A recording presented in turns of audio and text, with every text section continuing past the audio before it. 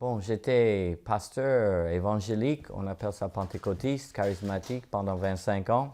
J'aimais beaucoup Jésus, le Saint-Esprit, le Père, mais il y avait quand même une blessure profonde en moi. Je ne savais pas ce que c'était. Et cette blessure se manifestait en ce que j'avais du mal à garder l'intimité de communication avec les personnes les plus proches de moi, surtout mon épouse, mes enfants. Et j'avais une mesure de compassion pour les gens qui souffraient, mais je n'arrivais pas à communiquer cette compassion, cette miséricorde à ceux qui étaient les plus proches de moi. Et parfois, ça pétait, je criais, j'étais en colère, et je ne comprenais pas pourquoi. Alors, c'était fin de décembre 97. J'étais en prière, j'étais en Afrique et j'ai dit, Seigneur, je veux plus avoir ces réactions de colère, de frustration. J'ai dit, montre-moi quel est le problème et la solution. Je suis prêt à tout. À l'instant où j'ai dit, montre-moi, tout à coup, j'étais là au moment de la mort de Jésus. Et ce n'était pas un film, c'était pas, je ne sais pas comment expliquer, mais c'était réellement, j'étais là en train de vivre comme le voleur sur la croix à côté de Jésus. Et Jésus était à ma droite, je regardais Jésus et Jésus me disait, Richard, ton problème, c'est que tu as la haine envers ta mère qui t'a mis au monde et qui t'a abandonné. Et tout à coup, c'était une psychoanalyse gratuite à la croix. J'ai compris tout mon problème. C'est que j'avais peur du rejet parce que je n'ai jamais connu ma mère. Je ne pouvais pas confier mon cœur à qui que ce soit, même mon épouse.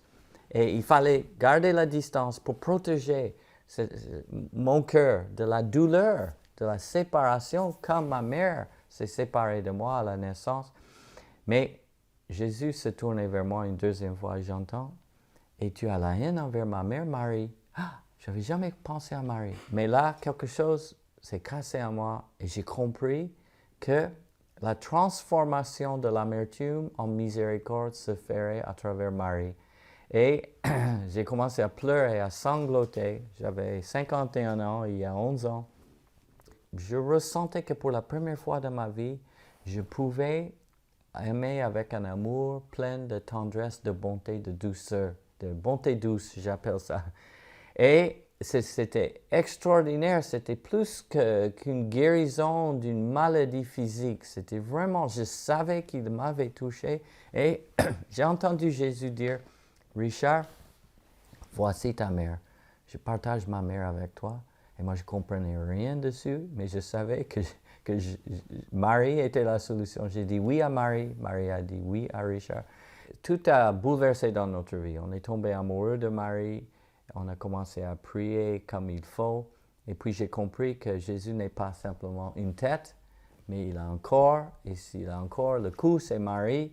Et puis, on a commencé à entrer dans cette dimension d'amitié avec Marie qui nous a amenés à tous les saints, à Thérèse, à tout le monde dans la famille maintenant.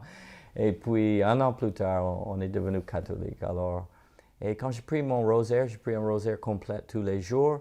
J'entre dans cette relation embriquée de Jésus et Marie. Et dans ce rosaire, je trouve une profondeur de relation avec Jésus parce que je crois que j'aimais Jésus mal.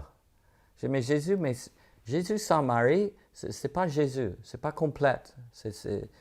On ne peut pas enlever une partie de la communion des saints et de la famille.